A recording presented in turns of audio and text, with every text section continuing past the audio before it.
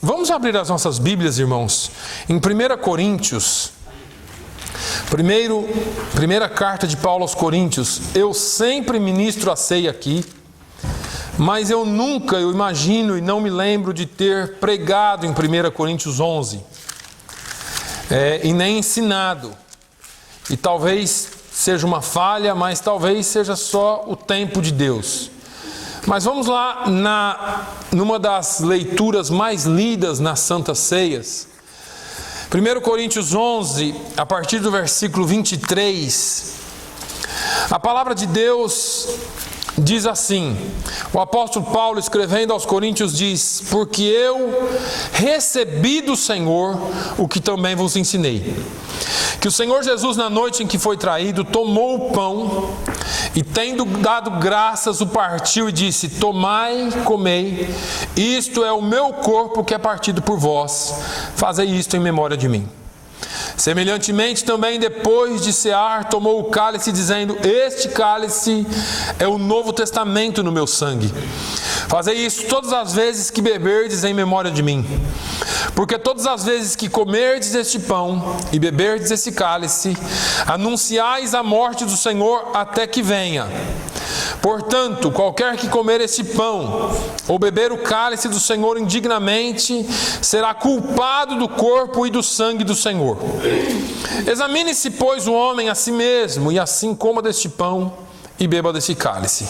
Porque o que come e bebe indignamente, come e bebe para a sua própria condenação, não discernindo o corpo do Senhor.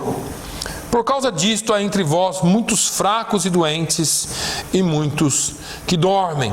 Porque se nós julgássemos a nós mesmos, não seríamos julgados. Até aí, só para nós começarmos, eu tenho muito zelo ao falar sobre a ceia do Senhor.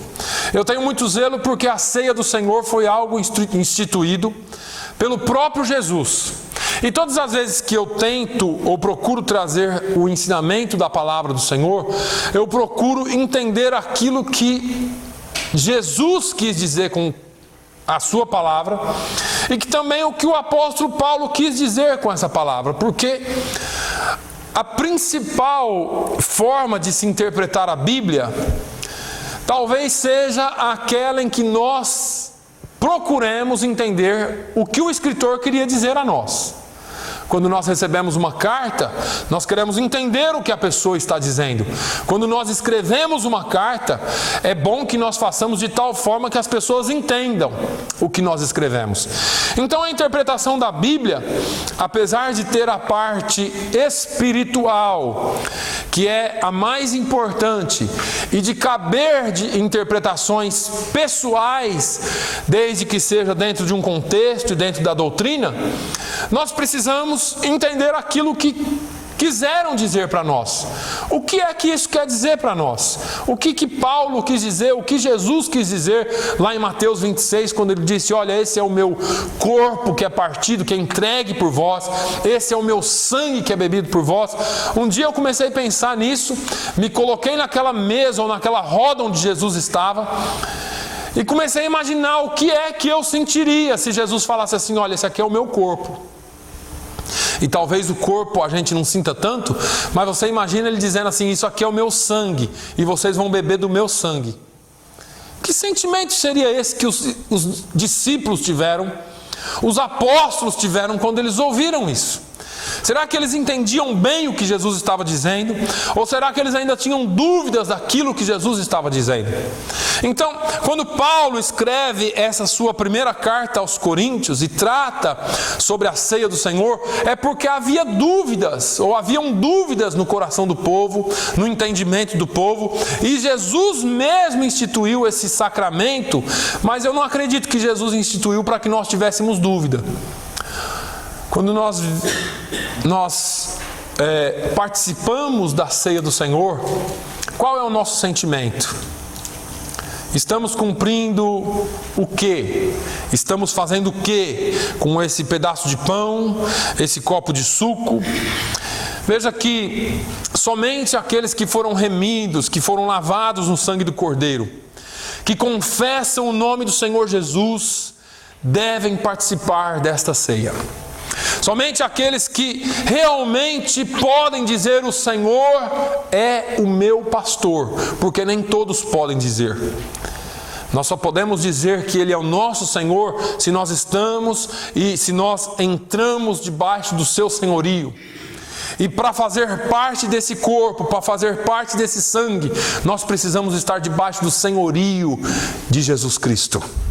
Só aqueles que discernem, ou entendem, ou compreendem o que Jesus Cristo fez na cruz do Calvário, são chamados para participar desta mesa, deste sacramento santo. À luz do texto bíblico que nós lemos, nós queremos extrair aqui algumas lições importantes para os irmãos e para nós relembrarmos também. Veja que aqui foi proclamada uma gloriosa mensagem, uma mensagem que muitos não entendem. A ceia do Senhor foi instituída para que a igreja pudesse recordar continuamente do sacrifício de Jesus Cristo na cruz do Calvário em nosso favor. A ceia do Senhor, portanto, é algo que nós fazemos para nos recordar do que foi feito. É algo que nós fazemos para ter sempre na memória, assim como Jeremias disse lá em Lamentações 3:21, eu quero trazer à memória aquilo que me pode dar esperança. Quando nós nos lembramos do que Jesus fez em nosso favor, quando nós nos lembramos de quem éramos e de quem somos agora, quando nós nos lembramos de que Jesus veio e desceu e morreu para tirar tudo aquilo que não prestava de você, eu já falei sobre isso aqui. Jesus não veio aqui e te escolheu pelos seus dons. Jesus não veio aqui e te escolheu pelos seus talentos. Ele não te escolheu pela sua beleza humana. Ele não te escolheu pelo seu nível de estudo. Ele te amou e te escolheu e resolveu limpar você dos seus pecados. Aleluia. A Bíblia diz que Ele veio para os doentes. Ele olhou para você, Ele olhou para mim e viu o quão mal nós estávamos espiritualmente. E Ele falou, eu escolhi esse. Aquele que a sociedade marginalizou, aquele que a sociedade desprezou, aquele que ninguém dava nada por Ele. Foi aquele que Jesus apontou e escolheu. E Paulo mesmo vem dizendo, Ele escolheu as coisas fracas desse mundo para confundir as fortes. Ele escolheu aquelas que não são para confundir as que são. Ele escolheu as coisas loucas deste mundo para confundir as sábias. Aleluia. E se nós pudéssemos entender que eu e você somos as que não são, que eu e você somos as coisas loucas, que eu e você somos as coisas que todos desprezam, as coisas de nenhum valor, mas que Jesus nos recebeu, e Jesus nos aceitou, e Jesus nos selou, e Ele nos deu um novo nome, e um dia nós conheceremos esse novo nome lá na glória.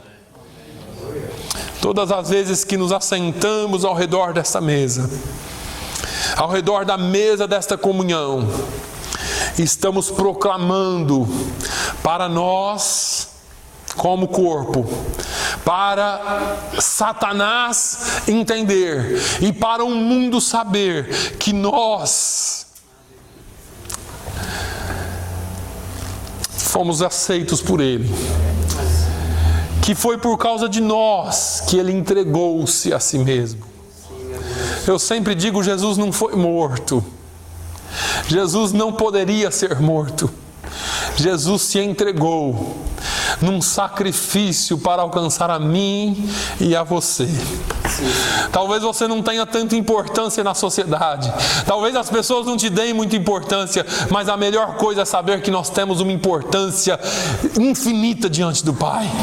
Que se existe alguém por quem Ele se deu, que se existe alguém por quem Ele amou muito, grandiosamente, profundamente, esse alguém somos eu e você.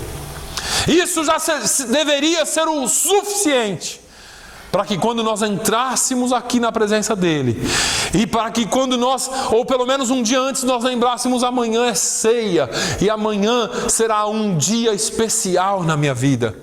porque é o dia que publicamente eu relembro o que Jesus fez por mim. A morte de Cristo é o eixo central do Evangelho. Sem a morte de Cristo não teria o Evangelho. Foi pela morte de Cristo que tudo mudou. No dia em que Jesus morreu, a morte foi vencida. Satanás teve a sua cabeça esmagada debaixo dos pés dele. O inferno perdeu a sua chave. O inferno foi destruído. Foi naquele dia que nós recebemos a nossa vitória. Aleluia. Foi no dia em que Jesus morreu, e foi nesse dia que ele instituiu a grande graça do Evangelho.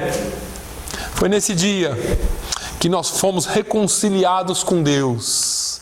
Foi nesse dia que ele morreu para nos reconciliar de novo com Deus. Foi nesse dia que aquele abismo que existia, lá em Isaías 59, ele diz assim: porque a mão do Senhor não está encolhida para que não possa salvar, nem os seus ouvidos agravados para não poder ouvir. Mas os vossos pecados e as vossas iniquidades fazem separação entre vós e o vosso Deus. Nesse dia aqui, não houve mais separação. Não houve mais abismo. Nesse dia, pela cruz do Calvário, foi construída a ponte que nos levaria de novo ao Santo dos Santos. A Bíblia diz que o véu do templo se rasgou do alto a baixo, e Ele nos deu acesso de novo ao Santo dos Santos, ao lugar santíssimo. Foi nesse dia que nós passamos da morte para a vida. Foi nesse dia que nós recebemos de novo a essência do Deus vivo. Foi nesse dia que nós recebemos de novo o sopro do Espírito Santo para nos dar vida eterna. Foi nesse dia que nós recebemos a vida novamente. Portanto, nós devemos anunciar esse dia. Irmãos, como cristãos, nós temos que saber que esse dia é o dia mais importante da nossa vida, o dia da morte. Sim, nós cremos e louvamos a Jesus pela ressurreição, porque foi nela que foi nos garantido vitória sobre a morte. Mas nós louvamos a Deus porque foi no dia da sua morte que nós alcançamos a vida eterna. Foi no dia e através da sua morte que nós podemos ter aquilo que nós somos hoje e ser aquilo que nós somos hoje. Portanto, nós devemos anunciar até que Ele venha. Agora, quando Paulo fala dessa lembrança, olha, ele está lembrando, ele está dizendo: fazer isto em memória de mim. Jesus disse isso em Mateus, Marcos. Mas Paulo fala aqui aos Coríntios, ele dá também uma advertência. E essa advertência é para o todo, porque no versículo 27 diz: portanto, qualquer que comer esse pão ou beber o cálice do Senhor indignamente, será culpado do corpo e do sangue do Senhor. Participar da ceia do Senhor indignamente é um pecado grave. O indivíduo que faz isso torna-se réu do próprio sangue do Senhor, como se ele tivesse matado Jesus Cristo de novo. Agora, a questão que eu me pergunto, porque, como eu disse para os irmãos, eu sempre tento entender o que é que nos torna, ou como é que uma pessoa pode participar da ceia do Senhor indignamente. Nunca lhe passou pela cabeça: será que eu estou digno, ou que eu não estou, ou que eu sou, ou que eu não sou? Nossa, eu falei isso ontem, eu fiquei bravo hoje vindo para a igreja porque aquele motorista me fechou. Será que isso nos torna indignos da ceia do Senhor? Quando é que nós nos tornamos indignos? Nós nos tornamos indignos da ceia, porque se nós acreditamos que simbolicamente a ceia é o corpo e o sangue do Senhor, nós nos tornamos indignos quando nós fazemos sem discernimento espiritual. sem discernirmos, sem entendermos, ou muito mais profundo do que isso, sem crermos no sacrifício vicário de Cristo. Aí você vai falar assim: pastor, nós somos crentes há 20 anos, eu sou crente há 50 anos, eu já tomei a ceia durante 50 anos, todos os meses eu tomo ceia na minha vida, talvez já tomei mais ceia do que o tempo que eu vivo. E como que eu posso não crer? Como que eu posso não discernir? Sim, irmãos, existem pessoas que, a despeito de estarem dentro da igreja, ainda participam da comunhão sem discernir do corpo de Cristo. São as pessoas religiosas, são as pessoas que são crentes ou que são cristãos porque os pais são, porque os avós foram, porque os bisavós foram, mas eles pessoalmente nunca discerniram isso. Às vezes ainda têm dúvidas, às vezes ainda pensam em coisas ou pensam de maneira que põe em dúvida o sacrifício de Jesus, põe em dúvida se Jesus é mesmo o Senhor, se Jesus é mesmo o Salvador, se o cristianismo é mesmo digno de ser seguido como regra de fé para a minha vida. Se você pensa que eu estou falando alguma loucura, as igrejas estão cheias de pessoas assim. Pessoas que até entenderam aqui, mas nunca desceu para o coração, nunca tiveram uma experiência real com Cristo, nunca tiveram um encontro verdadeiro com Ele. Cumprem os ritos, cumprem as formas. Eu já disse aqui, são pessoas que se vestem como nós, que cantam os hinos que nós cantamos, que conhecem a mesma Bíblia que conhecemos, mas nunca tiveram um encontro verdadeiro com Cristo. Vivem um peso. Jesus disse assim: olha, vinde a mim todos vós que estáis cansados e oprimidos, e eu vos aliviarei. Tomai sobre vós o meu jugo e aprendei de mim, que sou manso e humilde de coração, e então encontrareis descanso eterno. Descanso para as vossas almas. Se você ainda é crente por uma obrigação, se você é crente e ainda carrega um peso enorme sobre si, se você é crente e ainda carrega uma forte obrigação de fazer coisas sobre si, talvez você esteja precisando hoje fazer um concerto com Deus. Não um concerto porque você pecou, não um concerto porque você talvez se sinta errado, mas um concerto na sua forma de ver Deus, na sua forma de ver Jesus. Talvez você precisa convidá-lo para que ele venha e faça uma morada eterna no seu coração, e que você se livre das garras da religião, para que você se livre daquilo que todo mundo diz que você tem que fazer. Mas o Evangelho de Jesus não é de fazer coisas. O Evangelho de Jesus é de ser e de amar o próximo. Se você talvez é crente por medo de ir para o inferno, eu falei há poucos dias aqui que não adianta nada, talvez você vá para o inferno da mesma forma. Isso não é uma profecia. Mas eu quero que você entenda que se você se santifica para você, se você aceitou Jesus para você, se você só reconhece Jesus para você mesmo não sofrer consequências, talvez o seu evangelho precisa ser revisto, porque Jesus nunca fez nada por si mesmo, os apóstolos nunca fizeram nada por si mesmo, a Bíblia não ensina nada para nós mesmos, mas ensina para que nós ganhemos o mundo para o reino de Deus. Eu não sou crente para mim. Eu não sou crente porque eu tenho medo de ir para o inferno. Eu sou crente porque eu aceitei Jesus de verdade. E em decorrência disso, eu amo o meu próximo. Eu amo a Deus sobre todas as coisas. Eu não carrego esse peso sobre mim de ter que fazer coisas. Olha, se você não estiver vestida de tal forma ou vestido de tal forma, se você pintar o seu cabelo, se você usar isso, se você fizer aquilo, você não é digno do reino de Deus. A Bíblia nunca disse isso e nem Jesus. O Evangelho é muito mais abrangente do que isso. A ceia do Senhor não nos torna indignos quando nós pensamos que estamos em erro. Porque eu fiz isso, ou porque eu fiz aquilo, ou deixei de fazer isso ou aquilo. Porque a Bíblia diz que se confessarmos os nossos pecados, Ele é fiel e justo para nos perdoar de todo pecado e nos purificar de toda injustiça. O seu e o meu pecado já foi perdoado na cruz do Calvário. Basta confessarmos. O que nos torna indignos é pôr em dúvida o sacrifício de Jesus na cruz do Calvário. E aí traz condenação. E o que é que pode trazer condenação para o homem? O não receber Jesus. E isso é muito simples. Nós não podemos participar da ceia do Senhor dignamente, a não ser que tenhamos plena consciência da nossa indignidade. E isso é interessante, porque quando é que eu me torno indigno?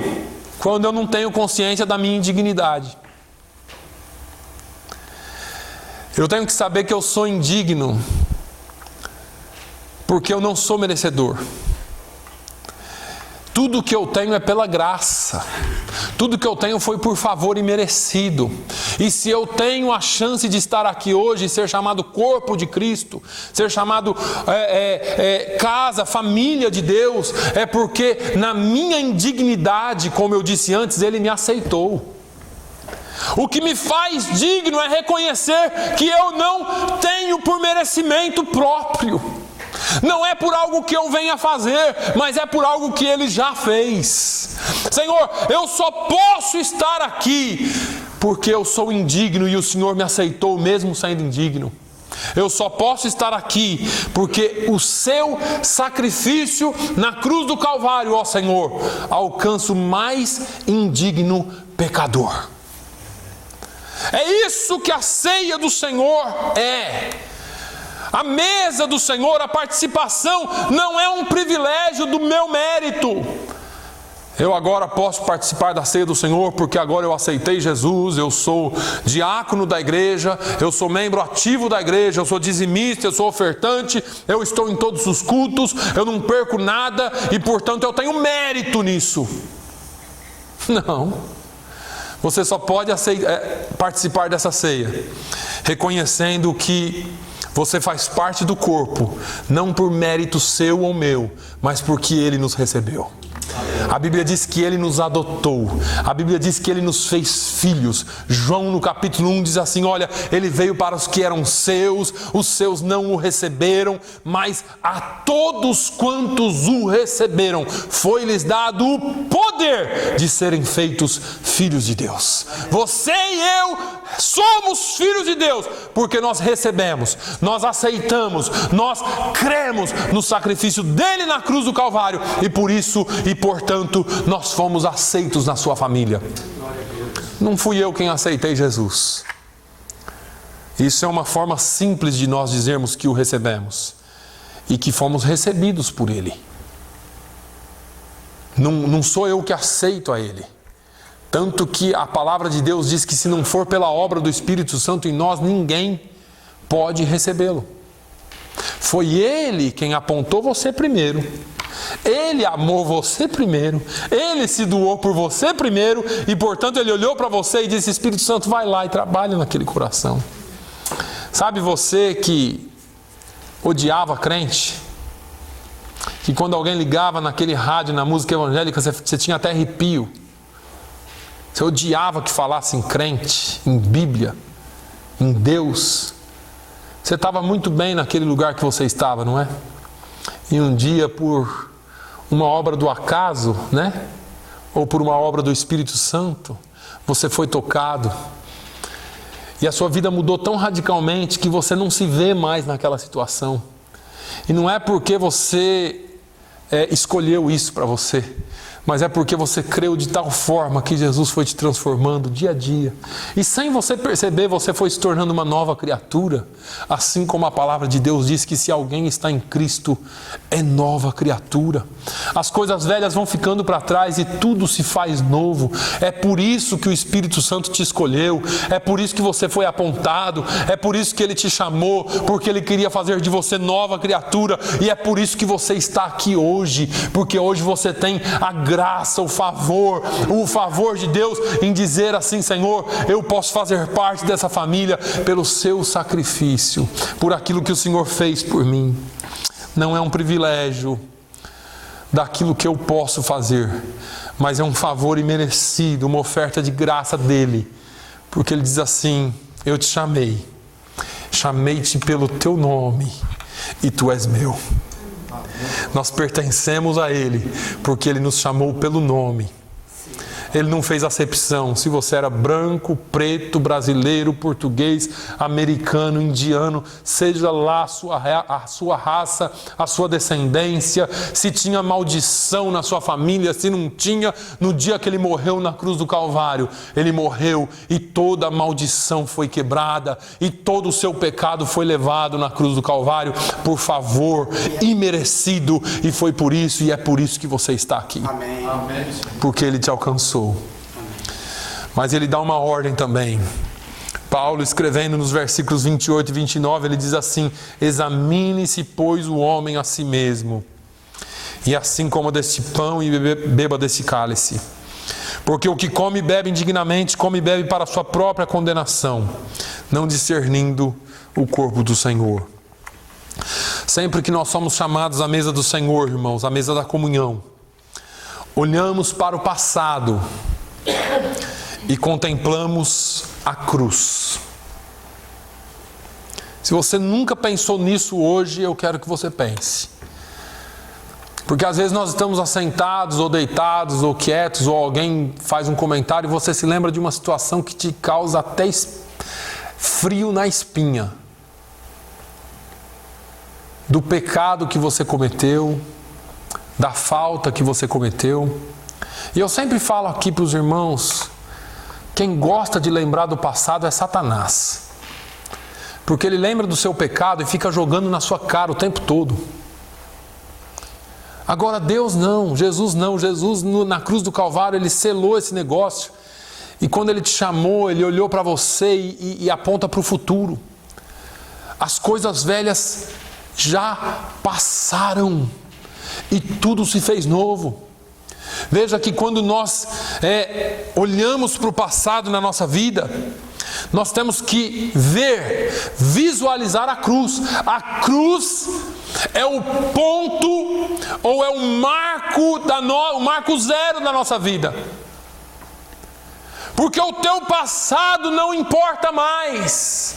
Porque o teu pecado, assim como o leste está do oeste, assim o teu pecado é afastado de você. É o que a Bíblia diz. Agora, quando olhamos para frente, o que é que nós esperamos? O que é que eu e você esperamos quando olhamos para frente? Breve virá, breve virá, breve Jesus voltará. Nós aguardamos a vinda do Senhor. E não é porque aguardamos a vinda do Senhor que vamos viver de forma irresponsável. Eu sempre falo aqui, se Jesus voltar agora, nós precisamos estar preparados. Mas se Jesus demorar 100 anos, o que é que você vai ter deixado plantado para o futuro?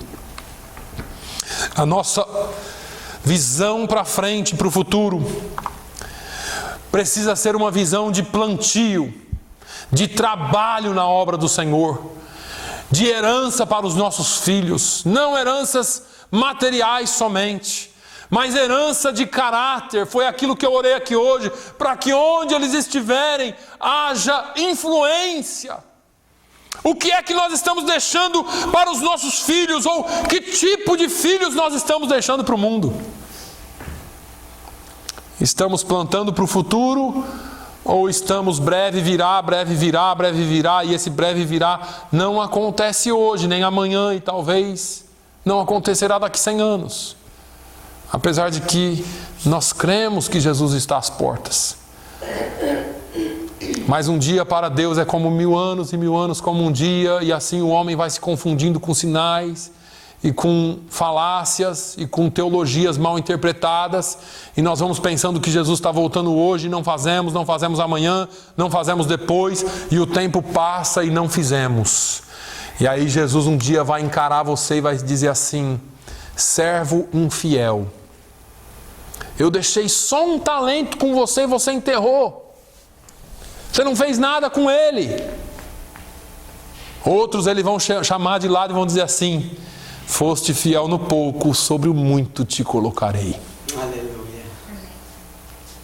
Nós precisamos, irmãos, trabalhar para o Senhor. O passado é cruz, o futuro é trabalho, é visão de Deus para a igreja e para o reino de Deus.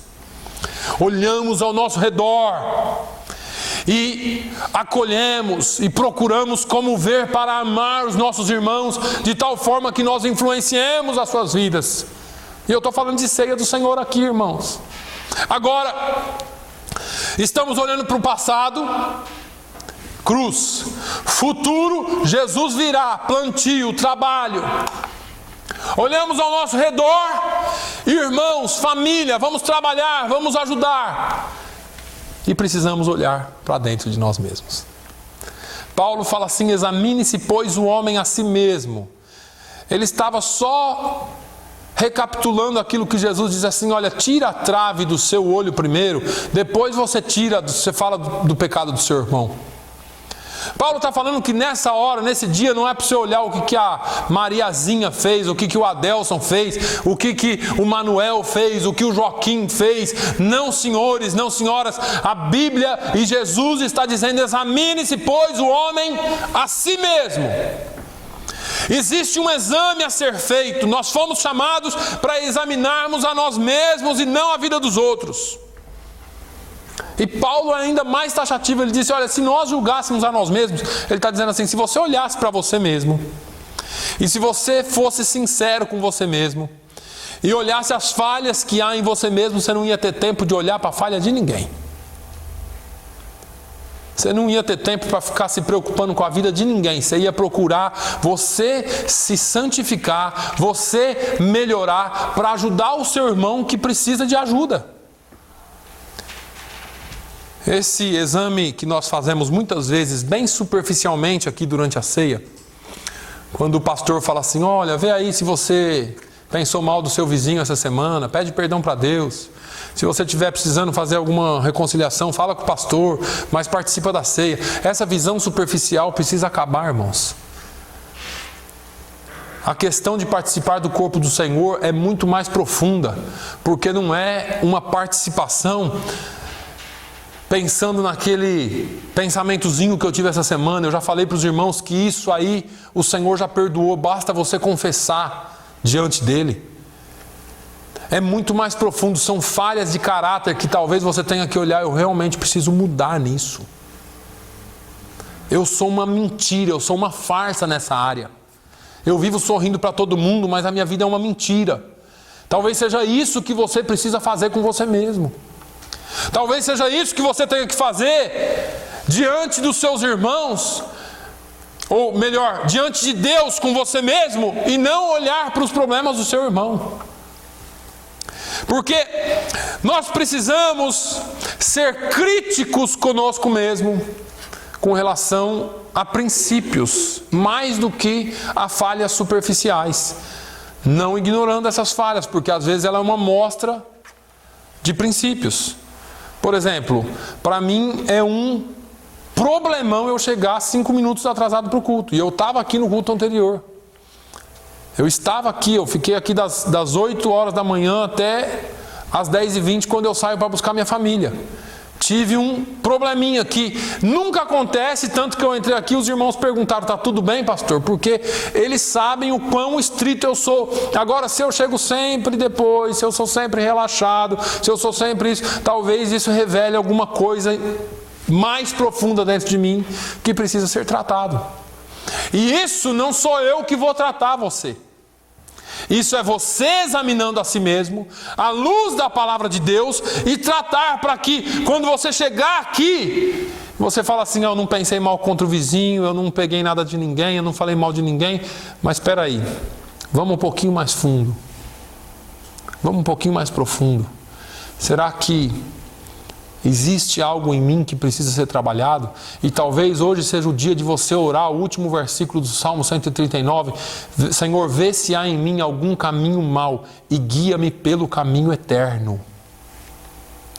Porque é Ele quem perscruta os nossos corações. É Ele quem conhece o profundo, o escondido, como diz a palavra de Deus em Daniel. Esse exame tem que ser profundo. Mas em última instância,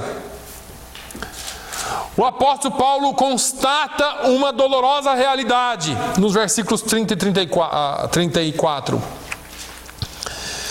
Por causa disto há entre vós muitos fracos e doentes e muitos que dormem. E aí ele fala do julgamento. Eu vou apressar um pouquinho por causa do horário. A participação desatenta e descuidada da ceia do Senhor pode produzir em nós resultados desastrosos. Em vez da edificação que nós podemos tirar da ceia do Senhor, pode vir juízo. Em vez do deleite espiritual que deveríamos estar sentindo por participar da Santa Ceia, pode vir disciplina. Ao invés de nós nos deleitarmos no Senhor aqui, nós podemos ter problemas. Paulo menciona 3 níveis de disciplina na igreja. E ele fala aqui de enfraquecimento, ele fala de doença e ele fala de morte. Nós podemos traduzir isso fisicamente ou espiritualmente. Você decide. Entre os crentes de Corinto havia tanta gente fraca. E quando se fala de gente fraca na igreja, vai muito além daqueles que não vêm todo domingo na igreja. Vai aqueles que não conseguem suportar os seus irmãos. São Paulo fala assim, olha, vocês são carnais. Vocês não são espirituais, porque sendo carnais, vocês falam uns dos outros, a contenda, a mexerico, a fofoca. Paulo está falando que isso é inadmissível dentro da igreja. E ele fala que essa fraqueza, que essa enfermidade, estava levando alguns a serem ceifados do seio da igreja por disciplina divina. O pecado sempre produzirá resultados desastrosos, sobretudo na vida do crente, porque o crente conhece, o ímpio não. A ceia do Senhor é esse momento de autoexame, é esse momento de arrependimento, mas, por outro lado, é um momento de profunda gratidão e profunda alegria na presença de Deus. Eu não sei como é que você sai daqui quando você toma a ceia do Senhor. E apesar de eu não ser essa pessoa explosiva, já fui muito, mas hoje eu sou um pouco mais controlado. Eu não sou essa pessoa muito emotiva às vezes, até um pouco, mas não tanto. Apesar de eu não ser desses que faço muita festa aqui. Mas todas as vezes que eu como do pão e bebo do vinho, eu sempre agradeço a Deus no meu interior por ter chegado até aqui. E pela oportunidade de cear com Ele e de saber que eu vou herdar a vida eterna. Isso é um momento de profunda alegria. Porque quando nós aproximamos dessa mesa, quando nós aproximamos da ceia do Senhor com essa reverência que temos que ter, com esse temor que temos que ter, ao mesmo tempo nós temos que aproximar com alegria, com gratidão, com louvor, com ação de graças. Porque devemos celebrar essa festa não com o fermento da maldade, como Paulo diz, nem com o fermento da malícia, mas com os asmos da sinceridade. Não tem fermento, não tem fermentação entre nós de fofoca, não, aqui é tudo tranquilo, mas tem uma sinceridade profunda que vem do coração, um agradecimento profundo na presença de Deus. Irmãos, é um momento sim de profundo exame, mas é um momento de profunda gratidão. Paulo fala: limpai-vos, pois, do fermento velho, para que sejais uma nova massa, assim como estáis sem fermento. Porque Cristo, nossa Páscoa, foi sacrificado por nós.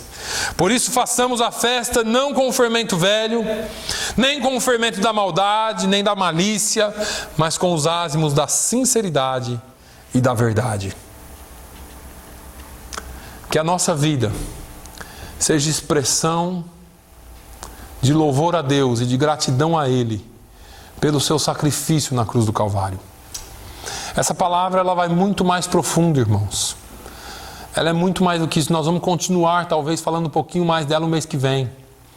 Mas eu quero que você entenda que não existe dentro da vida cristã um momento mais sublime e de maior gratidão do que a ceia do Senhor.